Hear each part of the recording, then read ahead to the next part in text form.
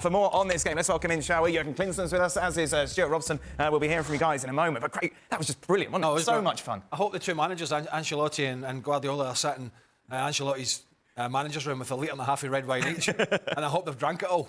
Because that was, I would imagine for them, wasn't the most fun. Yeah. But for us, for the neutral, for the fans, you know, it was so entertaining. It was a final. It was played like a final.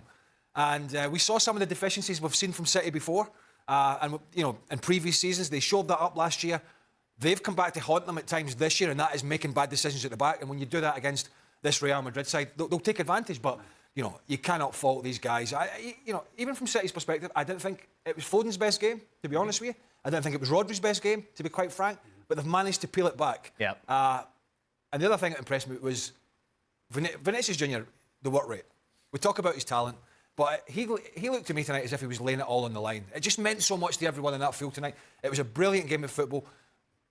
City are obviously favourites, but if they make the same mistakes at the Etihad, this side will punish them. There is no doubt about that. There was nothing cagey about this game whatsoever. No, not at all. I guess for me the only question now is, can Real Madrid be as devastating on the counter-attack in Manchester? Because it's one thing to be able to do it at home when the crowd's behind you, you're at home, you know, you've got plenty of space in front of you. It's not as easy when you're away from home, because I don't see the second leg being any different to this. Man City absolutely will push Real Madrid back, and again, it'll depend on, can Real Madrid keep them out, and can Rodrigo and Vinny, with the pace they've got, I mean, they gave them a torrid time the whole game with the pace. Can they do that in Manchester? Well, this game was a bit like a computer game that you commentate on. It was so open.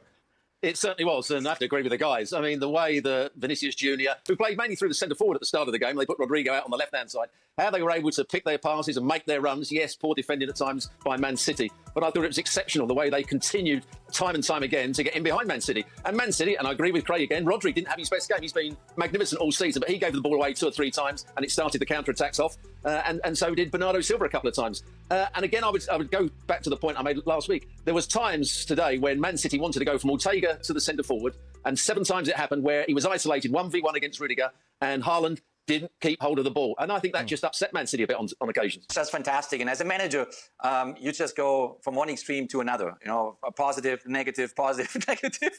And you rely on the brilliance of your players. And obviously now we have, in the quarterfinals of the Champions League, we have so many brilliant players that can make the difference in any split second. And to watch those games today, it was just simply fun. Manchester City have to get back to being better defensively when they have the ball. Right. People might say, well, that seems a bit strange. What I mean by that is they have so much possession in games that the guys that are behind the play have to be talking and positioning themselves much better than they have a lot of times this season, because if they have a 2 or 3 moments like they did today where they've lost it in bad areas, which they don't normally do, but they were pressured into doing that. You know, Foden lost it, Rodri lost it, Kovacic lost it in key areas, and then they were out of position at the back. This team will take advantage of that. So they have to. Last year they were brilliant at doing both. That's why they won the FA Cup, the League, the Champions League. Okay, the Champions League final was a bit of a struggle. They had to do more defending than they would have liked against Inter Milan. They didn't play particularly well. Well, certainly not as well as we know they can. But defensively last year, you could argue that part of the game was as good as their attacking, almost. This year there's a big gulf between what they're doing going forward and what they're doing defensively. They're giving everybody, even kind of average teams in the Premier League, they're giving them opportunities. Even Palace at the weekend, which they won comfortably in the end, they gave Palace, 2 or 3 opportunities that they really never should have had. So if City can fix that, it's going to be a big part of whether they'll go to the next. Can they fix it? Can they fix it today? Well, maybe, I don't know what the scenario is in a week in terms of who's going to be back, whether, Walker, look at that first goal where, I think Diaz had pushed in and Stones comes up to the halfway line, Akanji then pushes in. They've got nothing behind. There's just no need. Oh, but I mean, you got to ask yourself, why are you leaving 2-on-2 at the back against Vinny and Rodrigo with the pace that they've got? Number one. So then it's man against man. If you get done, the ball's in the back of the net. The other thing is decision making. I mean, the second goal, Akanji is in the opposition half and is trying to play offside. I mean, it's just madness. And then you wonder why they're losing 3 goals. Now, the fact is, they've been so good going forward that maybe they've got the attitude of, well, if they score 2 or 3, we're going to score more. But you can't get away with that all the time. You certainly can't play 2v2 with Rodrigo and Vinny. That's that attitude is, up until last year, that attitude has bit them in the backside in this competition. Not so much in the Premier League, but the teams in the Premier League are not up to the standard of what the teams are now in the quarter-final. This is elite level. And the mistakes you make against, Palace and Nottingham Forest and maybe West Ham and all these sides and get away with it, you're unlikely to get away with it against these teams, and we'll get to Arsenal, but they're kind of finding that out as well. Even though Bayern Munich are struggling, it's a step up at this level. And last year, City were much more clued in with it. The previous years, we've expected them to win this competition year on year until they did. And one of the reasons they didn't win it is because they dominated so many games. I'm thinking Lyon and others, where they battered teams and got caught in the counter-attack because they were in bad positions. It was a little bit of that tonight, and if there's more of that at the Etihad, and that's what Ancelotti and Real Madrid will be saying, listen, let's suck these in at the Etihad. Yeah. They're going to come out, they're going to go for it. We know how they play, we'll get them on the counter-attack. It's not rocket science, that's what they're going to try and do. Robert, you've seen a lot of Real Madrid this season. it's a cliche, isn't it? They just seem to up their game for this competition. As Craig said, Vinicius Junior today was amazing. Yeah, but it's what you expect from those two players, and maybe even Valverde today. His energy and his enthusiasm to get forward at times. Bellingham didn't play quite so well. He looked a bit slightly off the pace. But if you watch Real Madrid every week, when they really raise their game, those two players keep doing the same things. Real Madrid, doesn't matter who they're playing against, will defend deeply and counter-attack through that space. And obviously Pep Guardiola must have known that. The defenders must have known that. That's why those decisions were even worse by Man City. A word on Haaland, as Robert mentioned, a quiet game for him. I feel a bit sorry for him in a sense that we always talk about Haaland when he doesn't score, but I think he's a victim, and it's a consequence of the way they play.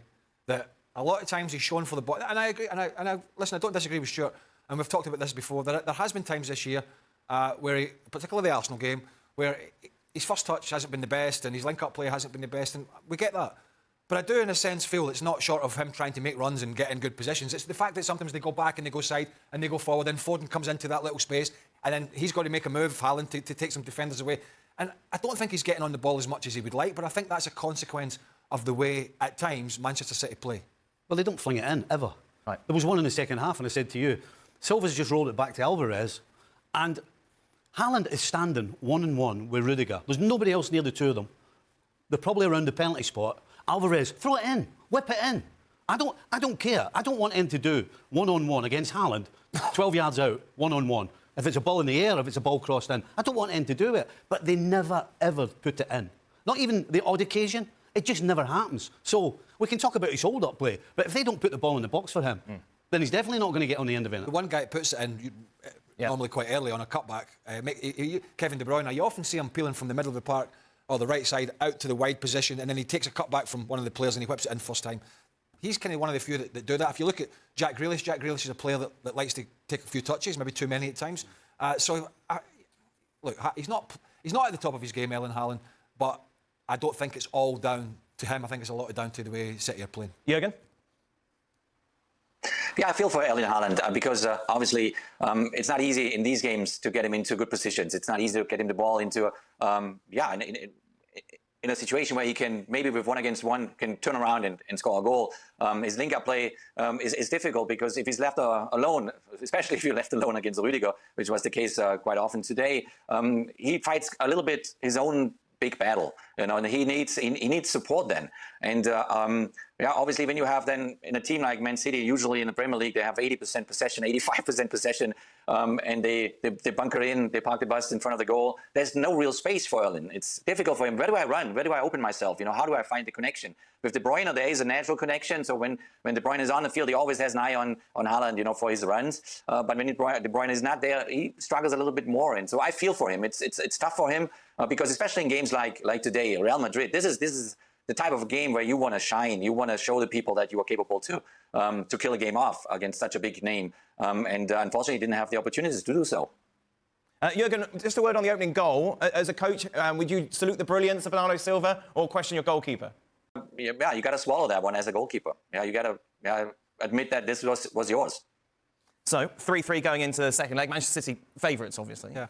Just go back to one thing I think you touched on either just when we came on or just before we came on was the body language. And I know none of us are body language experts, but we've watched a lot of La Liga this season and obviously previous season having the rights, and the phenomenon that is Jude Bellingham, and he has been. It's been certainly the first half of the season was almost beyond belief what this guy was doing. But more than maybe a lack of form or a little bit of tiredness or just taking a bit of a break, it's the attitude.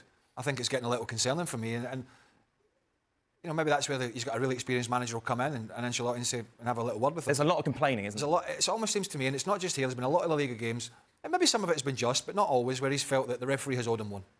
And we've talked about Vinicius Junior trying to referee games and getting the hump and his headspace just goes. Yeah. Right? When he feels it's going against him. And I've seen a little bit of that in Jude Bellingham. And I think it's taken away from what he does best. And he just seems to have spent a lot of time in the last, I'm going to say, 6 or 7 weeks complaining rather than just getting on with it. And again, we saw that in the game tonight. And we didn't then see the best Jude Bellingham. Is that him getting too big for his boots?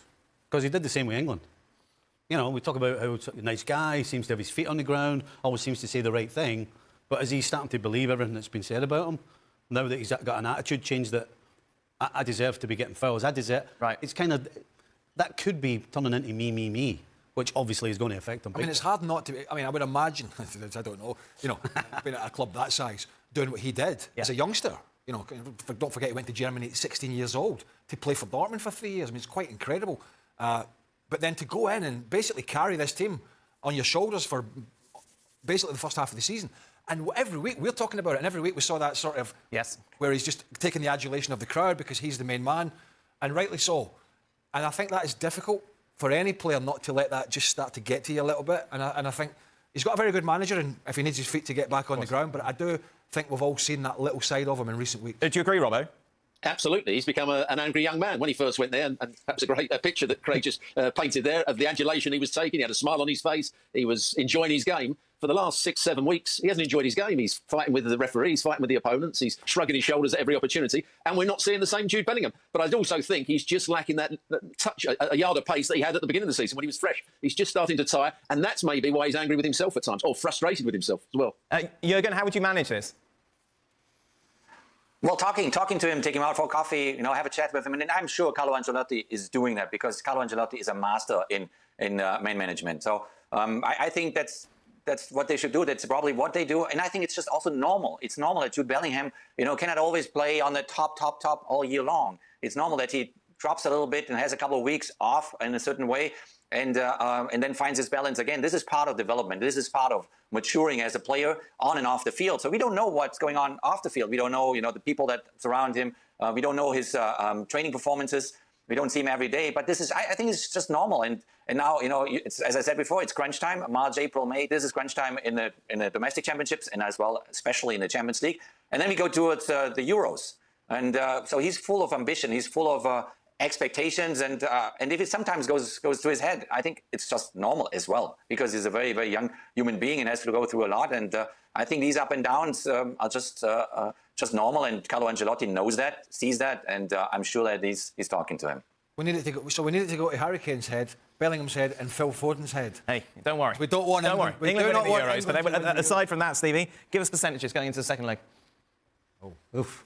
60-40 City. Right. Yep. We saw the 4-0, didn't we, of course, last year. Could we see that replicated, that sort of scoreline?